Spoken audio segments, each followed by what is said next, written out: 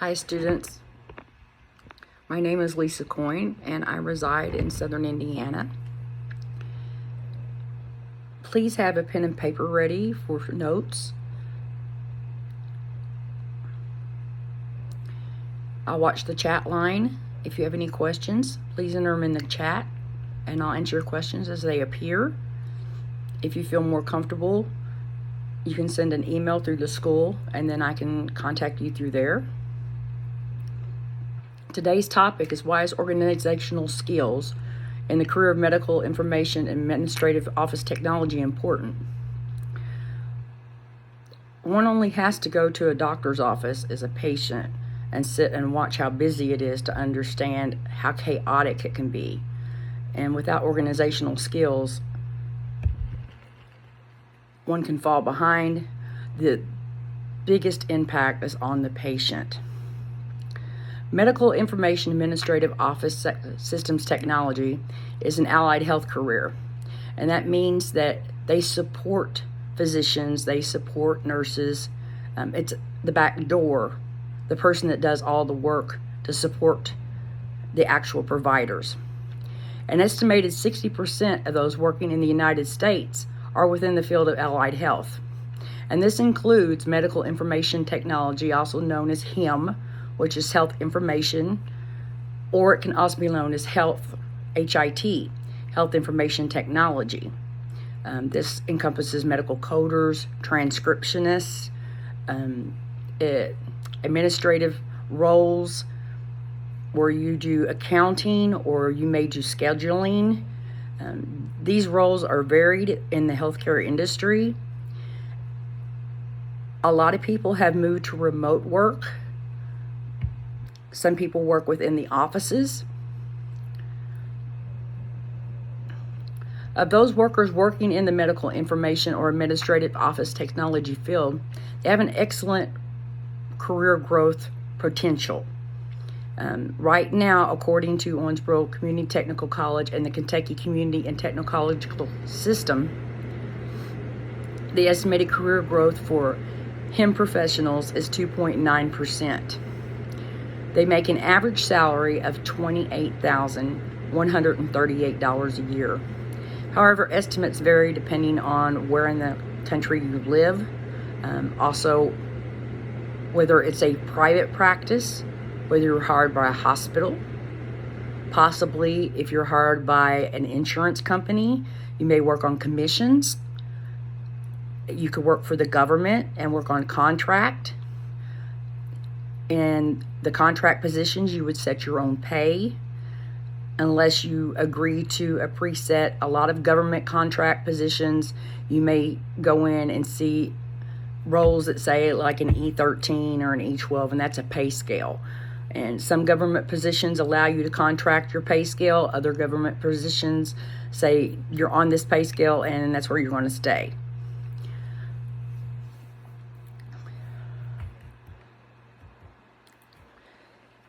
One of the most important parts of being organized is the impact on the patient. Unfortunately, medical errors do happen in health information technology and also in administrative work. The largest amount of errors is due to coding errors. Those can happen whenever we have someone that is in a hurry and they don't pay attention to how the code goes in. A code may say E11.01 and they may put in E10.01. That would be a completely different diagnosis. And if the insurance catches it, they'll often deny the claim, it bounces back and you can resubmit. However, if they don't, that patient could be given a diagnosis for the rest of their lifetime that's not there. And that can impact how they're treated, what kind of prescriptions that they're given. The most harmful part is that so many patients are impacted by coding errors that are sent to pharmacies or an incorrect prescription. There are 7,000 to 9,000 medication errors per year. That's a huge amount. There are 12 million patients that are misdiagnosed. Unfortunately, 25,000 patients die per year. 25,000. 4,000 is going to suffer injuries in a surgical setting.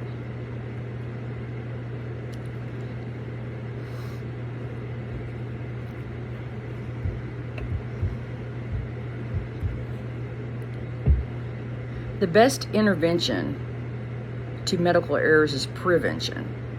And that's where being organized comes in. Good ideas are to have a daily planner nearby. However, if you're going to have a daily planner, a hard copy, be careful what you put on it and be careful where you leave it lay. HIPAA is huge. We have the Health Information Portability and Accountability Act that was passed in 2010 that ensures the privacy of what is called personal identifiable information, or in the medical field, since 80% of physicians and hospitals have moved over to an electronic environment, it's known as EPHI, which is electronic personal identifiable information. EPHI has to be protected on a different level. We have something that is called HIPAA compliance, and whenever you have an EMR that you're working with, which means electronic medical record, and those are those that are inside a hospital or inside a private practice, or you have EHR, which is electronic health record. And an electronic health record is one that moves across from like a hospital to a next hospital, or can be transferred out of a doctor's office into another doctor's office. The way I always tried to remember it was EMR for electronic medical record. I just kind of set that aside. I focused on the EHR as hospital, where the H in the EHR, and that told me that the hospital could send that record to a doctor's office.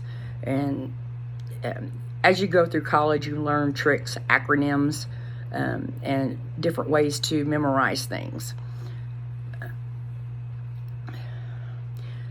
What's most important is when a patient comes in, you have to make sure that that patient is who they say they are, because medical fraud is huge. And not only the doctor, but also his staff are held responsible if there is a insurance fraud or any kind of medication that was prescribed to the wrong patient and given to them. That can back up on you, and then there are prison terms. Violations of HIPAA compliance and what is known as the Privacy Act, they fall under medical fraud or medical waste. Medical fraud is when someone intentionally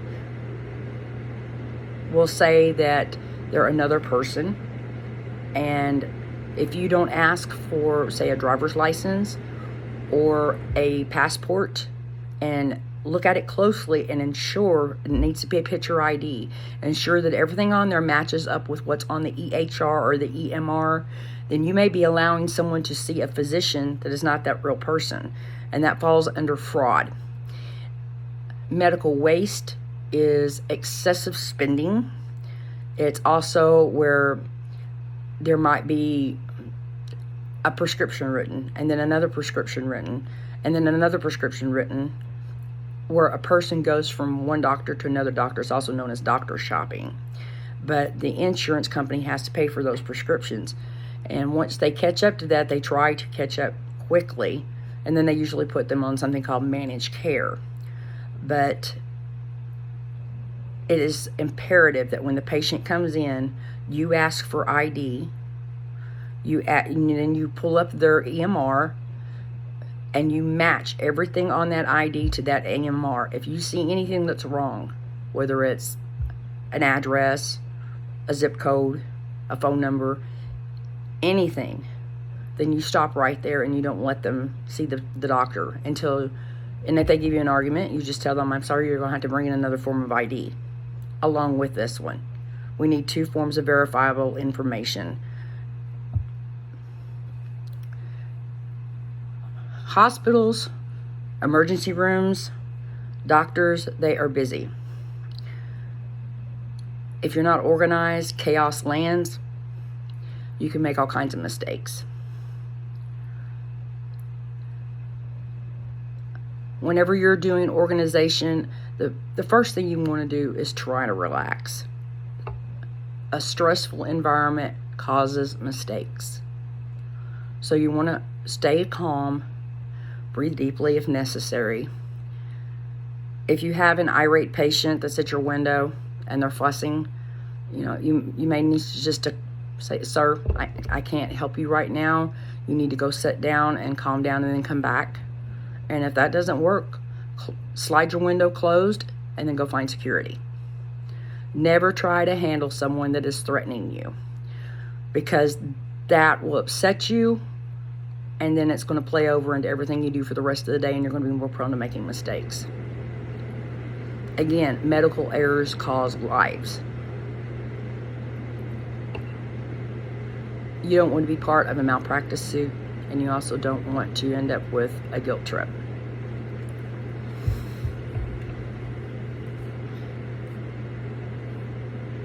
When you're paying attention to the medical records, especially if you're a medical coder or a medical transcriptionist, and you're reviewing medical records that a physician has given you, take it step by step. That's another organizational skill. You can, if you feel like your brain is in a jumble because you're frustrated, you'll learn in your writing class about bubbling, where you just make a bubble, make your topic, and then make another bubble and an idea off that topic and another topic. But there are various ways bubbling or making it an idea tree that you can break down your thought process, and that helps you slow down in your brain and be able to concentrate better. Once you sit there and break it down, and then you're able to concentrate, then you can go back and you can review more than once. If you have medical documentation in front of you, don't just scan it quickly. You need to read it slowly, break it down part by part by part. Take notes if necessary, because you're going to break those down into codes. And if that doesn't get coded, it doesn't get paid for. And most of those in the medical process, unless you are working for, say, a company that's a charity, a non-charitable profit is a profit-making company. And most of the physicians and providers have went into this business to come out ahead. So if they're not getting paid, their overhead's not getting paid, and they're going to go bankrupt. And not only they're going to go under, your job's going to go with it. So you need to slow down your thought processes. Whenever you go to enter a medical code, look at it forward and backward. If you're entering G11, which is, I believe, is multiple sclerosis, but if you're entering G11 and then you have a decimal, and then there's going to be 3 or 4 behind it that will show what the complication of the original main condition is, which is also known as the chief complaint. Whenever you type it in, verify it with the book that you're using, your medical coding book. But also, it's helpful to look forward through it and then look the number backwards. When you look the number backwards against what you're seeing, a lot of times it'll pop up, especially if people tend to be where they transpose numbers. Transposition is easy, especially if you're typing fast. So whenever you're typing fast, if you look backwards through the number, it just pops up faster. Another thing is, when you're coding, don't go for the speed demon. You want to slow down and make sure that you're entering those letters and numbers exactly in the order in which they have to go in. If you're trying to type quickly, you're going to make mistakes. I don't know anybody. I'm over 50. I don't know of anybody that's a perfect typist. And most people that I know, and when I did online college, the faster we type, the more mistakes we make. And then we just trusted Grammarly to catch it. But you don't have a Grammarly in a medical office system. You don't have a word processor that will catch your mistakes when you're coding. So it's up to you to make sure that you put that information in correctly. Thank you for being with me today. It's been nice meeting you, and goodbye.